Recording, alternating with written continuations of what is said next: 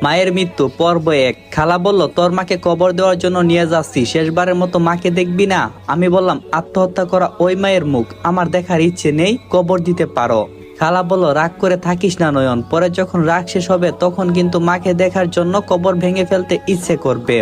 আমি চিৎকার দিয়ে বললাম তো একবার ইচ্ছা করছে না, কোনোদিন দেখবো না ওই মাকে যে মা বাবার সঙ্গে রাগ করে স্বার্থপরের মতো আমাকে রেখে আত্মহত্যা করছে। আমি কি তার কেউ না? সে একবারও চিন্তা করে নাই আমি এতিম হয়ে যাব, আর বাবা তো বিয়ে করে আলাদা হয়ে গেছে, তাহলে আমি কার কাছে মানুষ হব বলো? তখন খালা আমার মাথায় হাত দিয়ে বলল, শয়তানের দুকাই পরে এসব করছে বাবা, তুমি চলো, সবাই তোমার জন্য অপেক্ষা করছে।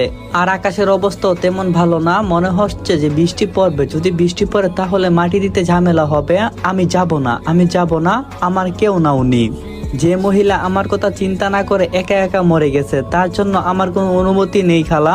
এরপরে জোর করে খালাকে রুম থেকে বের করে দিয়ে দরজা বন্ধ করে দিলাম। বাহির হতে আরো অনেকক্ষণ ডাকাডাকি করলো, কিন্তু আমি সাড়া দিলাম না। তারপর দেখলাম কেউ ডাকছে না, মনে হয় সবাই চলে গেছে। গতকাল দুপুরে খবর পাওয়া গেছে বাবা ইতালিতে আরেকটা বিয়ে করছে। বিয়ের কারণ হচ্ছে তার পাকাপোক্তভাবে ইতালিতে থাকার ব্যবস্থা করা। 13 বছর ধরে ইতালিতে বৈধ কাগজ করতে পারেনি, তাই দেশে আসতে পারে নাই। ইচ্ছে করলেও তিনি আসতে পারবেন না। এদিকে বাবার পরে গিয়ে অনেকে বৈধ কাগজ পেয়েছে এবং কি তারা দেশে এসে ঘুরে গেছে।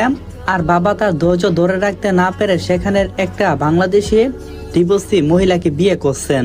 আর তার ইতালিতে বৈধ কাগজ আছে, যার কারণে বাবাও বৈধ কাগজ করতে পারবেন। বাবা অবশ্যই দাদা দাদির এবং কি মায়ের সঙ্গে বিষয়টা খোলামেলা আলোচনা করছেন, কিন্তু মা সেখানে ঘোর আপত্তি জানাচ্ছে। রাগ করে বাবার সঙ্গে কথা বলিনি অনেকদিন। মার একটা ধারণা ছিল যে বাবার সাথে রাগ দেখানোর ফলে বাবা এই কাজটা করবে না, কারণ তাদের বিয়ে হয়েছিল ভালোবাসা করে। আর আমার জন্মের 2 বছর পর বাবা বৈধ ভিসা লিবিয়ায় চলে যায়। 2 বছর পর বাবা সেখান থেকে দালাল ধরে পালিয়ে ইতালিতে পৌঁছায়। কিন্তু এত কিছু হয়ে যাওয়ার পরও যখন গতকাল বাবার বিষয়ে সংবাদ পেলাম, তখন মা চুপচাপ হয়ে গেল।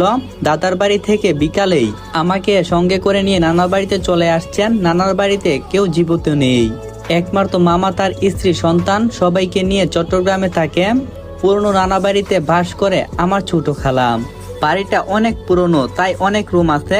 আমি প্রায় সময় সেখানে বেড়ানোর জন্য আসতাম, তাই আমার জন্য আলাদা একটা রুমই থাকে। এই বাড়িতে আসার পর মা কারোর সাথে তেমন কথা বলেনি, চুপচাপ বসে থাকতো। আমি তেমন কিছু বলতাম না। রাত 10টার দিকে আমরা সবাই মিলে ডিনার করলাম। ডিনার শেষ করে যে যার ঘরে ঘুমাতে গেল, কিন্তু আমার তো রাত 2টার আগে ঘুম আসে না, তাই মোবাইলে হিন্দি সিনেমা দেখছিলাম। রাত প্রায় 2টার কাছাকাছি হঠাৎ করে দরজায় টোকা পড়লো। আমি উঠে গিয়ে দরজা খুলে দেখি মা দাঁড়িয়ে আছে। তাকে দেখে বোঝা